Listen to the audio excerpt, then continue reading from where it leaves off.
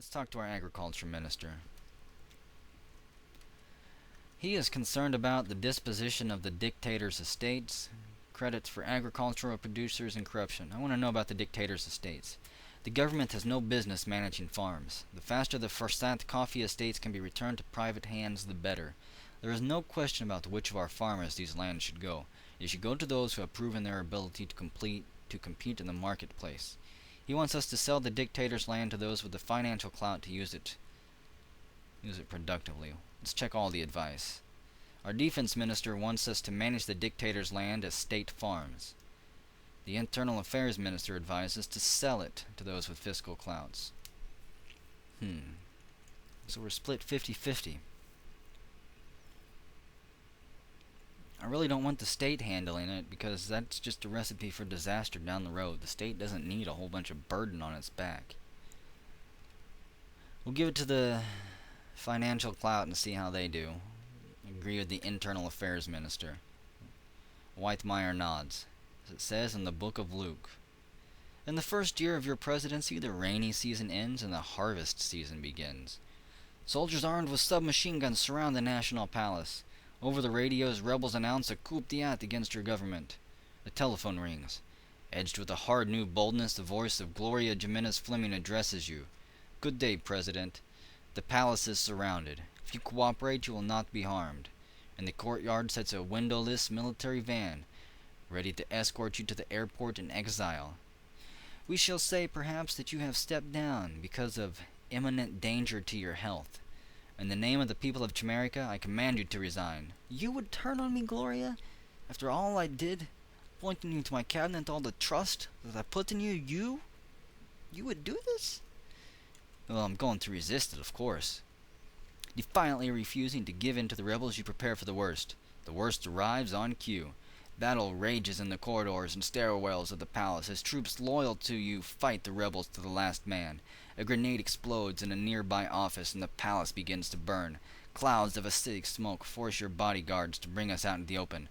A burst of submachine gun fire, and something seems to be wrong with your legs. Suddenly you're viewing the room from 3 inches above the floor.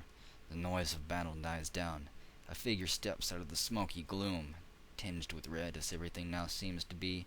Weaving through the pile of sprawling bodies wearing an expression both wary and triumphant, comes Gloria Jimenez Fleming. You dirty cockroaches.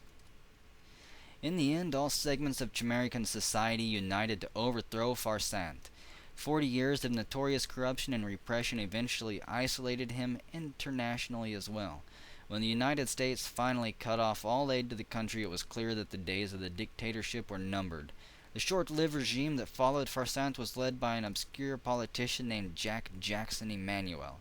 At the head of a broad-based junta representation, each of the 3 major political alignments, with the support of the vast majority of the Chimerican populace, the new president announced new priorities for the revolutionary government. Oops, I accidentally skipped that. I want to review the verdict. Free and open distribution of information, which I backed. Development policies that protect the free movement of goods and capital, and improvement of the country's infrastructure, roads, utilities, and port facilities.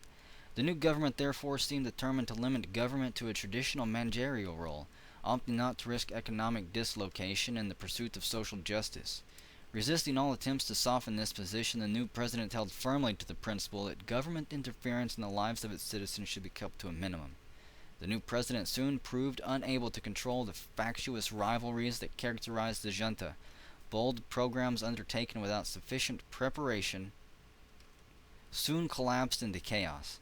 Within less than a year, the government doomed itself with contradictory moves that managed to lose it the support of the majority of people. I did probably screw up a whole bunch of things instead of staying consistent. The junta soon splintered into its various factions. Popular support for the president gradually ebbed away. By the time tanks surrounded the National Palace demanding the president's ouster, there was little that could be done. The president courageously chose to resist the coup anyways, resulting in a bloody battle that took the life of the first post-Farsant American leader. In the forefront of the rebels succeeding to the presidency was a sometime member of the junta named Gloria Jimenez Fleming. The new president moved swiftly to consolidate power, reversing many key decisions and sending the country back into an evil dark age.